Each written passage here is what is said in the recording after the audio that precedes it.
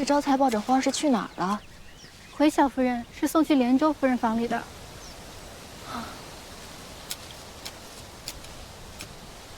这连州现在对花草感兴趣了。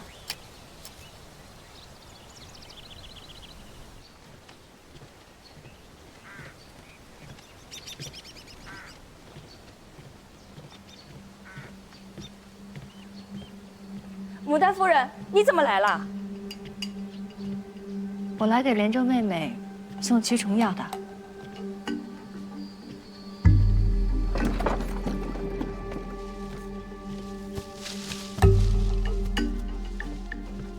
见过小夫人。可不能这样移栽呀！来，牡丹盛放的时候啊，不可移栽。招财之前没有养过花吧？若像你这样强行把它挖出来，就算这花能撑过今年春日，明年也开不出花了。姐姐今日过来是有什么事儿吗？我这看着你养了凝烟子，便想着此花娇气，易招小虫，给你带了一瓶驱虫的药水来。多谢。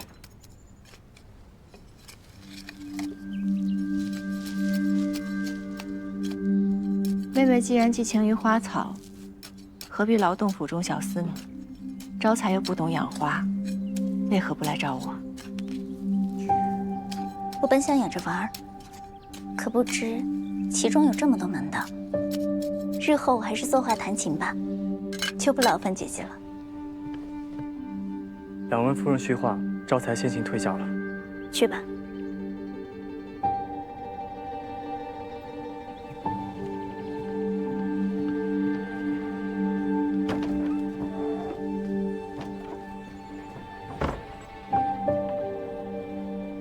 困守内宅，恐怕只会误了自己的年华。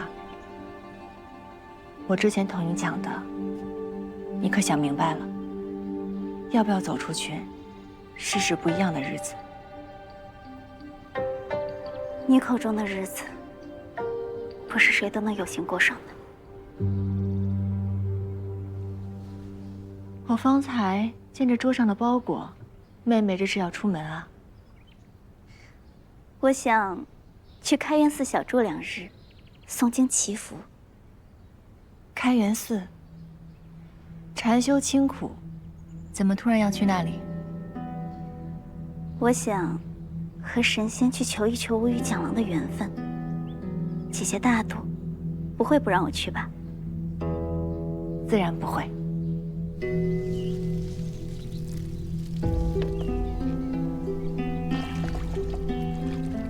那点花土，一看就是采薇高声提醒后即刻产的。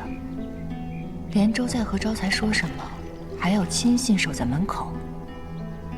招财是蒋府的小厮，连州这么轻易就能收买吗？招财，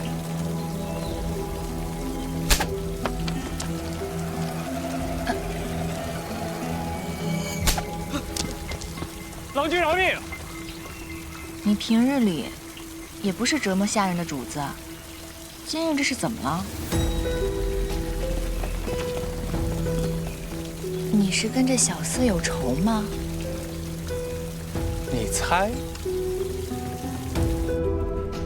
蒋长阳在府中做戏，不单是想将纨绔的恶名传出去，只怕他身边一直都有旁人的眼睛。蒋长阳这几日不在长安，若招财真的是宁王的人，这连州突然离府，不会是要做什么对蒋长阳不利的事吧？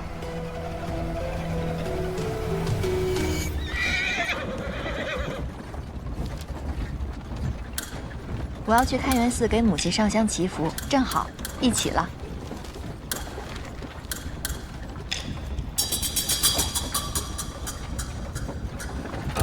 我跟牡丹是姐妹，我陪她一起。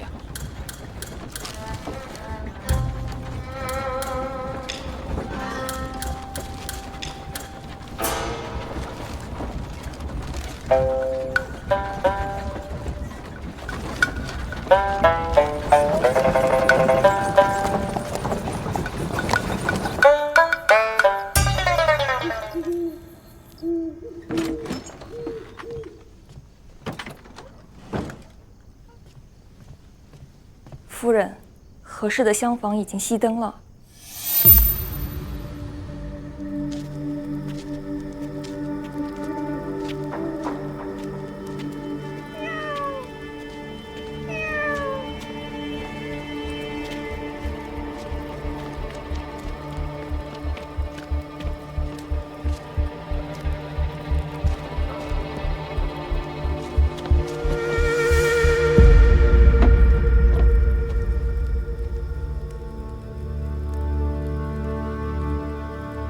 频频私用皇家玉品，乃杀头重罪。夫人一定要卖吗？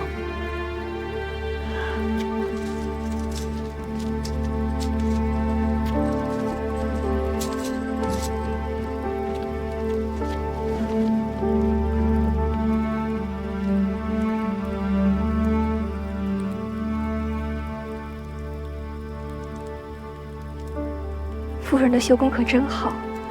这华莲衣长裙虽然旧了，却不减其美，上面的莲花像真的一般。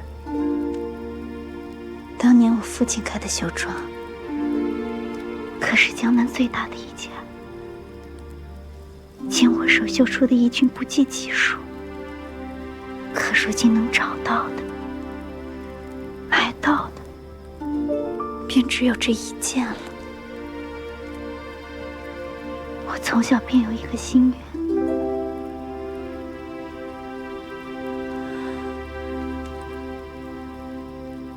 愿，有朝一日能穿上这样美的衣裙，哪怕是在黑暗无光的夜里，我只穿给自己看。可父母告诫我，商人不配着贵人服饰，直到父亲被贪官迫害，一夕间家破人亡，我都从未穿过如此华丽的衣裙。夫人能走到今日，当真不易。商人卑贱，无论生意做得多大，当官的一句话必会让一切灰飞烟灭。只有攀附皇亲贵胄，才能以富贵我中，珠翠罗衣，永保平安。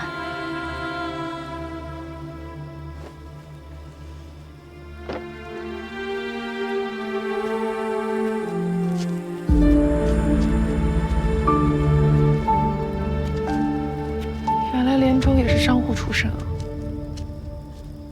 你和他都经历了不少的磨难，却活成了完全不一样的样子。我们被家人呵护长大，可是他呢，家破人亡，一路以来的艰辛和苦楚，未必是我们可以懂的。想必连州在年少绝望时，并没有人给他选择的机会，让他可以用绣工为自己谋一条生路。贵人给了他一座锦绣牢笼，让他丰衣足食，高枕无忧。他自然以为，只有攀龙附凤，才能拥有安稳的人生。这么看来，可恨之人，确实都有可怜之处。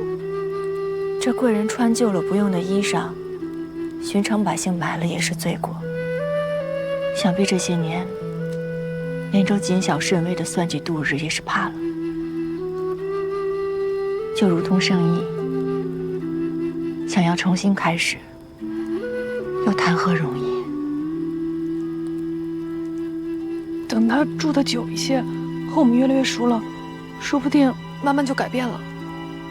希望如此吧。今日之事，我们全当没有看到，不能让第三个人知晓。